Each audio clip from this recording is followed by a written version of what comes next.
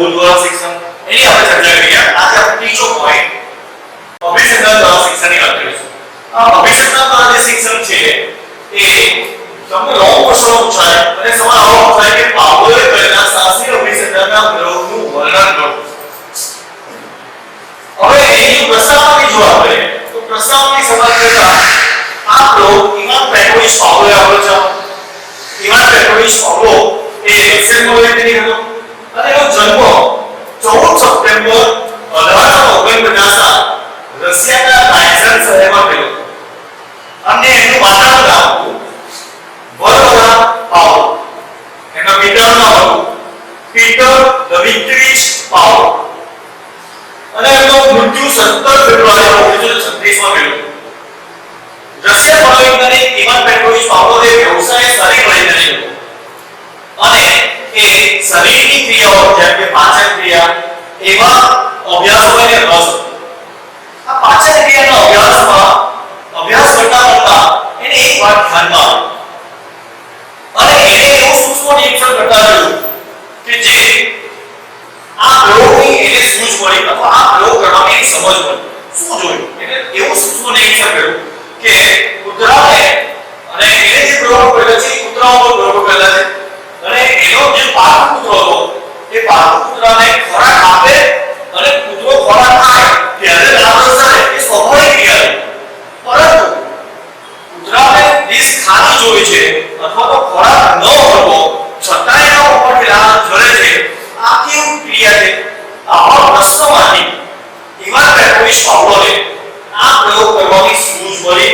આ પ્રયોગ કરવાની જિજ્ઞાસા થઈ અને આવા પ્રયોગ કરવાની જિજ્ઞાસા સંતોષવા માટે ઇવાન પેટ્રોવિચ પાવલોએ શાસ્ત્રીય અભિસંધાન અથવા બીજું નામ છે પ્રશિષ્ટ અભિસંધાન અથવા એનું બીજું નામ છે રૂટ અભિસંધાન જેને ક્લાસિકલ કન્ડિશન પણ કહેવાય અંગ્રેજીમાં.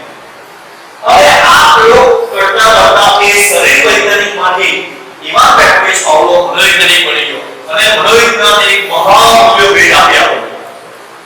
અને આ કાર્ય એને 1904 માં નોબેલ પારિતોષિક આપવામાં આવ્યું. આ યાદ રાખજો. અને અલગ અલગ નામ જે છે એ પણ તમને એક વખત સવાલમાં પૂછાય અથવા કયા વૈજ્ઞાનિકને 1904 માં નોબેલ પારિતોષિક આપવામાં આવ્યું એ પણ તમને એક વખત સવાલમાં પૂછાય અથવા ઇવાન પેટ્રોવિચ પાવલોએ કોના ઉપર પ્રયોગો કરેલા આવો પણ એક વખત સવાલ તમને પૂછાય. તો આ ખાસ યાદ રાખજો. એના ત્રણ નામ છે એક પ્રશિષ્ટ અભિસંધાન, શાસ્ત્રીય અભિસંધાન અને મૂળ અભિસંધાન.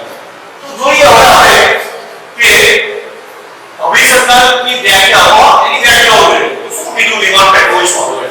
ઇવાન પેટ્રોવિચ પાવલો કહે છે કે એક દ્રષ્ટિએ જ્યારે આપણે ઉદ્દીપકને જોડીએ છીએ ત્યારે પણ કંઈક શીખીએ છીએ.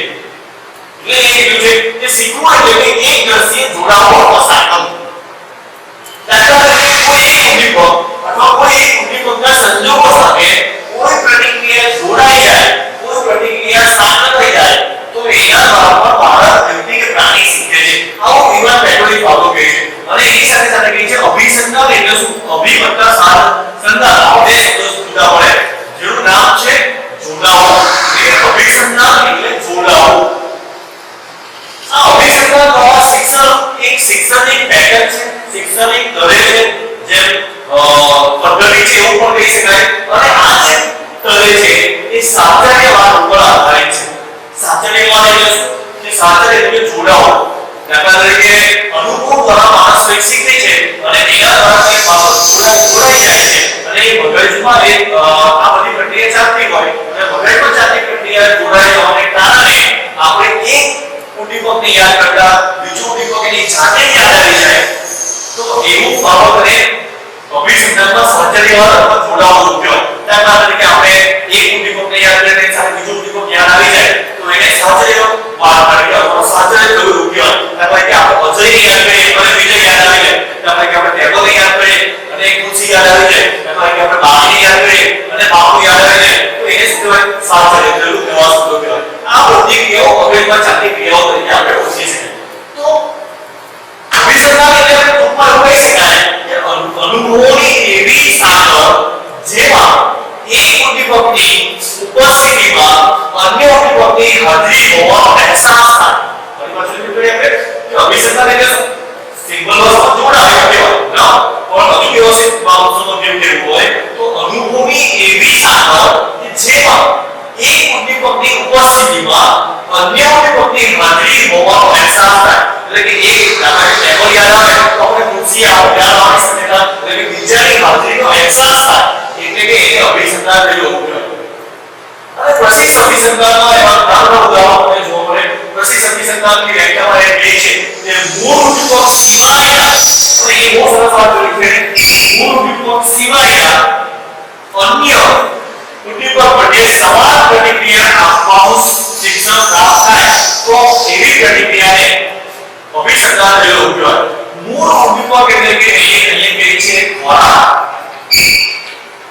અને અન્ય ઉદ્દીપક એટલે કે ઘાતક મૂળ ઉદ્દીપક સિવાય અન્ય ઉદ્દીપક પ્રત્યે સમાન પ્રતિક્રિયા એ ખોરાકને જોઈને આપણા મોંમાંથી લાળ ઝરે એ સ્વાભાવિક પ્રતિક્રિયા છે અને એની જેવું ખોરાક ઘટકને જોઈને પણ લાળ ઝરતું શીખી જાય એવું શિક્ષણ પ્રાપ્ત થાય તો એ પ્રતિક્રિયાને અભિસંધાન થયેલું કહેવાય દાખલા તરીકે બીજો ઉદાહરણ જોઈએ કે આપણે શાળામાં જ્યારે બલ વાગે તો નવો જ્યારે વિદ્યાર્થી પ્રાથમિક શાળામાં આવતો હોય તો એને ઘણા બધા બેલની ખબર હોય એક બેલ વાગે એટલે શું થાય બે બેલ વાગે એટલે શું થાય પછી જેમ જેમ એનો અનુભવ થતો જાય તો એ ઘંટ સાથે એની જુદી પ્રતિક્રિયા જોડાઈ જાય એવી એક બીજું ઉદાહરણ આપીએ તો આપણે જ્યારે મીઠાઈ લઈએ તો આપણા મોંમાં લાળ ઝરે અથવા મોંમાં પાણી ચૂકી જાય તો એનું કારણ શું છે એ બીજી પ્રતિક્રિયા એવી રીતે આ જે ખોરાક છે એની સાથે લાળ પ્રતિક્રિયા જેવી મૂળ ઉદ્દીપક સાથે મૂળ પ્રતિક્રિયા એ જોડાય છે એવી રીતે જ્યારે આપણે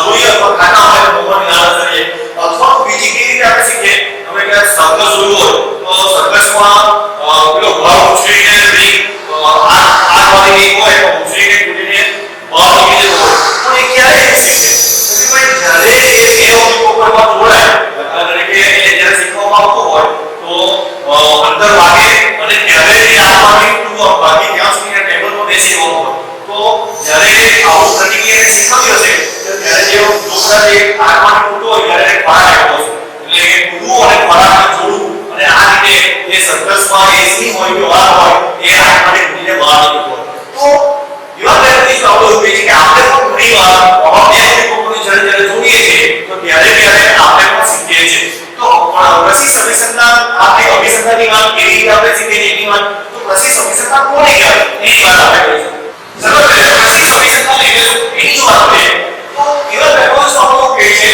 કે સહજ રીતે સંલગ્ન હોય તેવા ઉદ્દીપક પ્રતિક્રિયાના જોડાણમાં ફેરફાર કરી અમુક સંજોગોમાં ઇતર ઉદ્દીપકને મૂળ પ્રતિક્રિયા સાથે જોડવું બહુ સરસ વાત કરી છે જોઈએ તો આપણે શું કહીએ છીએ કે સહજ રીતે સંલગ્ન હોય એવા ઉદ્દીપક પ્રતિક્રિયા સહજ રીતે જોડાયેલા હોય કે જે કુદરતી રીતે જોડાયેલા ઉદ્દીપક હોય જેમ કે ખોરાક અને એની સાથે જોડાયેલું છે લાળ જળવું એ તો એ સહજ એટલે કે એની જાતે સ્વાભાવિક રીતે કુદરતી રીતે જે ઉદ્દીપક અને પ્રતિક્રિયા એકબીજા સાથે જોડાઈ જાય એવા ઉદ્દીપકો શું કરે કે ભાઈ ફેરફાર કરે અને એની જગ્યાએ અમુક નવા ઉદ્દીપક અથવા તો ઇતર એટલે કે બીજા અન્ય જેમ કે ઘંટડી એ નવો ઉદ્દીપક એ ઇતર તરીકે લે છે અને મૂળ પ્રતિક્રિયા જન્માવવાની કોશિશ કરે છે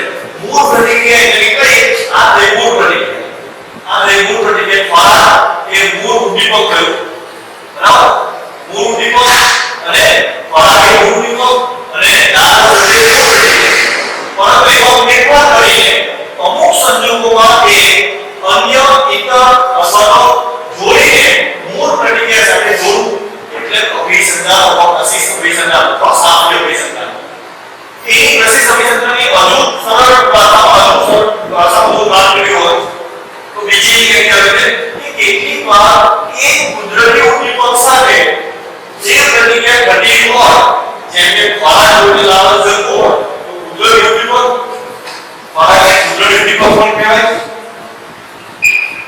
મૂળ ઉદ્દીપક પણ કહેવાય મૂળ પ્રતિક્રિયા પણ કહેવાય લાળ મૂળ પ્રતિક્રિયા પણ કહેવાય લઈએ છીએ કે કેટલીક વાર એક કુદરતી ઉદ્દીપક સાથે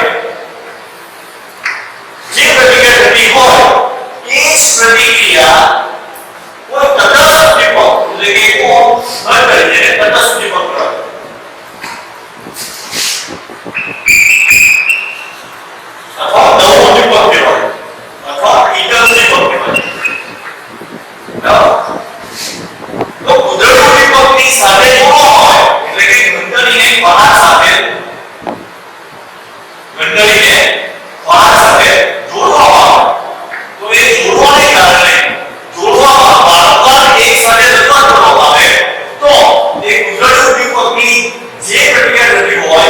એવી જ પ્રતિક્રિયા નવા રસ ઉદ્દીપકથી પણ જોવા મળે છે. એટલે સિમ્પલ ભાષામાં ફરી પાછળ મિત્રો તો કુદરતી ઉદ્દીપક સાથે ખોરાક સાથે જો લાળ જવાની પ્રતિક્રિયા, મૂળ ઉદ્દીપક સાથે મૂળ પ્રતિક્રિયા, કુદરતી ઉદ્દીપક સાથે કુદરતી પ્રતિક્રિયા, ખોરાક સાથે લાળ જવાની પ્રતિક્રિયા જોવા મળતી હોય, પરંતુ એમાં ફેરફાર કરે અને એમાં નવું ઉદ્દીપક એની સાથે જોડે એટલે ખોરાક ઘંટડી વગાડે અને ખોરાક આપે અને જ્યારે માત્ર ઘંટડી વાગે અને પ્રતિક્રિયા લાળ મૂળ પ્રતિક્રિયા જન્મવા લાગે તો એને અભિસંધાન થયું અથવા પછી અભિસંધાન થયેલું કહેવાય.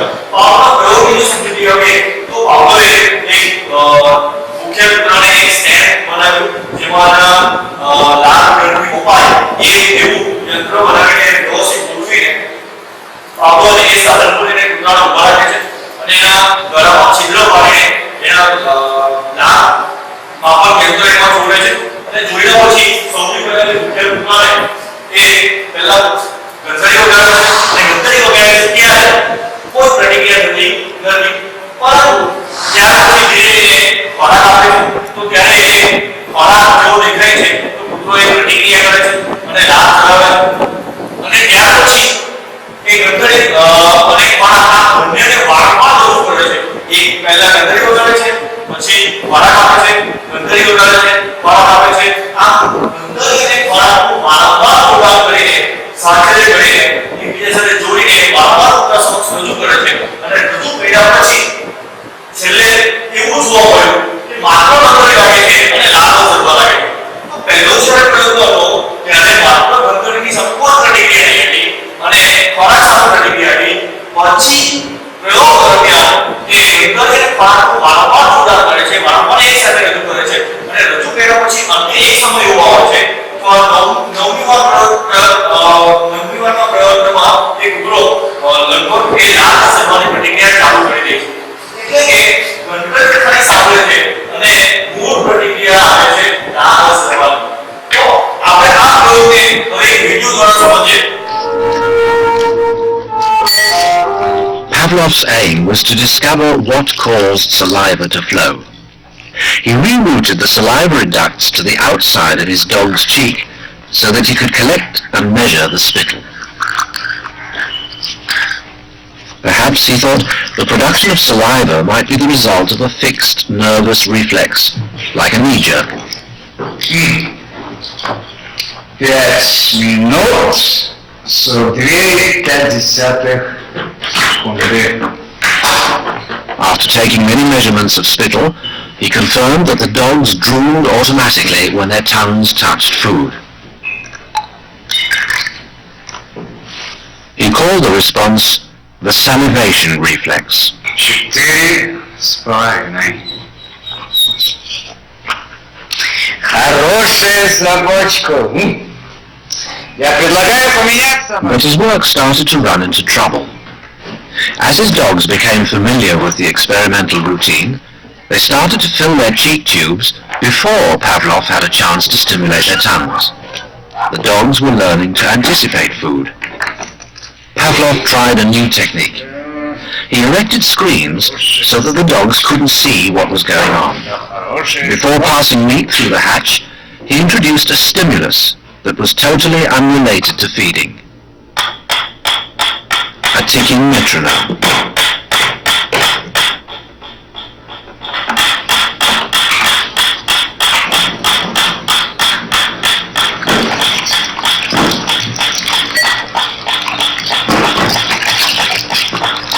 At first, the dog dripped saliva into its cheek tube only when the food appeared.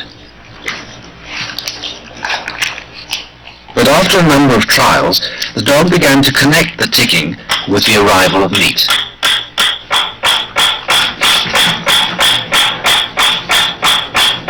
Soon the sound alone made the dog drool. Eventually, the dog salivated as much to the ticking itself as it did originally to the presentation of food. Полная! Идите сюда! Что я говорил? He called this new response the conditioned reflex. Пока!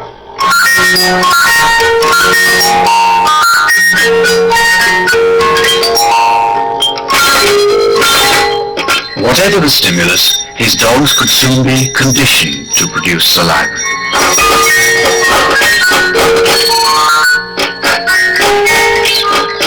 Pavlov believed that he had discovered how animals learned, even in the wild.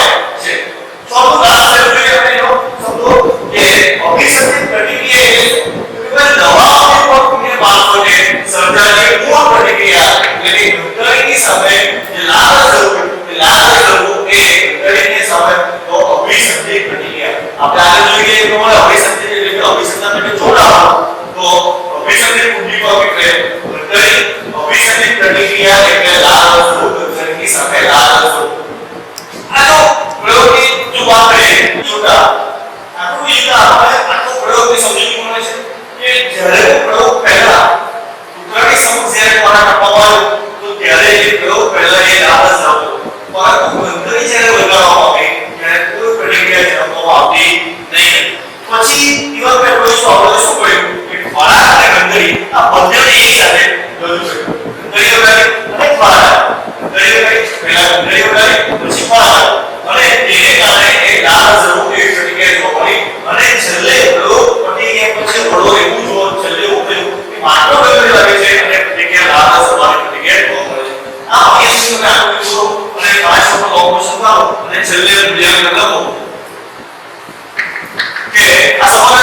ટૂંકમાં સમજવા કહી શકાય કે Pavlov કહે છે કે બે ઉદ્દીપકના જોડાણથી એટલે કે સિમ્બોલ કહીએ તો ઉદ્દીપકના જોડાણથી આપણે નવું કંઈક શીખીએ છીએ. મેં બતાવ્યું હતું કે સંઘર્ષમાં જ્યારે એ બોર સર્કલમાંથી ખુલી જાય છે અથવા તો એ આગના સર્કલમાંથી ખુલીને બહાર નીકળી જાય છે પણ કેવી રીતે શીખવે છે ખોરાક આપણે અંદર વગાડે અંદર અને ખોરાક એને બાળમાં જોડે અને એટલે એ બહાર એ પંખડીમાંથી પણ કૂદવા માટે તૈયાર થઈ જાય છે. તો એના દ્વારા આપણે ઘણી શીખીએ છીએ. બીજો પોઈન્ટની વાત કરીએ ત્રીજા ભાગની વાત કરીએ તો આપણે ડબલ વિલોપન સામાન્યીકરણ અને ઉદ્દીપક વિભેદીકરણની પણ ચર્ચા કરી છે. તો એ પ્રબલન એટલે એક વાતનો સવાલ પૂછાય છે. પ્રબલન એટલે કે પ્રતિક્રિયાને બળવો બનાવતો ઘટક એટલે કે પ્રતિક્રિયાને બળ આપે પ્રતિક્રિયાને ધક્કો આપે એવું પણ જે ઘટક હોય તો એ પ્રબલન કહેવાય.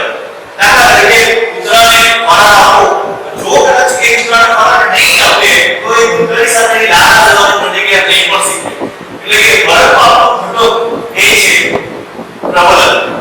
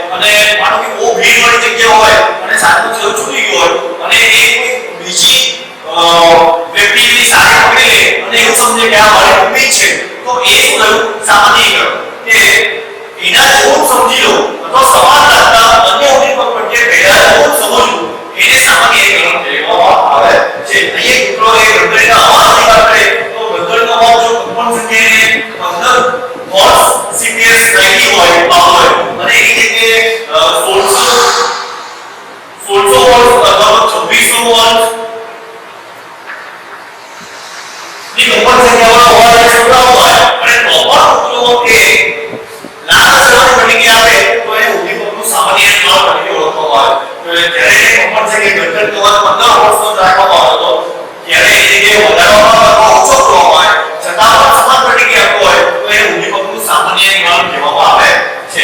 હવે નેક્સ્ટ જોઈએ આપણે ઉદ્દીપકનું ભેદ મોડલ. ઉદ્દીપકનું ભેદ મોડલ એટલે શું કે બે ઉદ્દીપક વચ્ચે તફાવત પારખો કે બઝરનો અવાજ અને જનરેટરનો અવાજ બંને અલગ અલગ છે. 1500 વોટ વાળો કંપન સંખ્યાનો અવાજ અને 2400 કે 1600 કંપન સંખ્યાનો અવાજ આ બંને જુદો છે. 800 કંપન સંખ્યાનો જે અવાજ હોય એ બંને જુદો છે એવું જ્યારે સમજી જાય અને જુદી જુદી પ્રતિક્રિયા આપે તો એને ઉદ્દીપક ભેદ મોડલ કહેવાય. ભેદ એટલે જુદું પામ અને મોડલ રજા. બરાબર? તો ભેદ મોડલ કહેવાય. હવે સામાન્ય કહેવાય કે ભેદ મોડલ એ સામાન્ય કહેવાતા વિરુદ્ધની એટલે કે જુદી ઘટના છે. આમાં બંને ઉદ્દીપક પ્રત્યે સરખી પ્રતિક્રિયા આપે, એક સમાન પ્રતિક્રિયા આપે. જ્યારે અહીંયા જુદી જુદી પ્રતિક્રિયા આપે.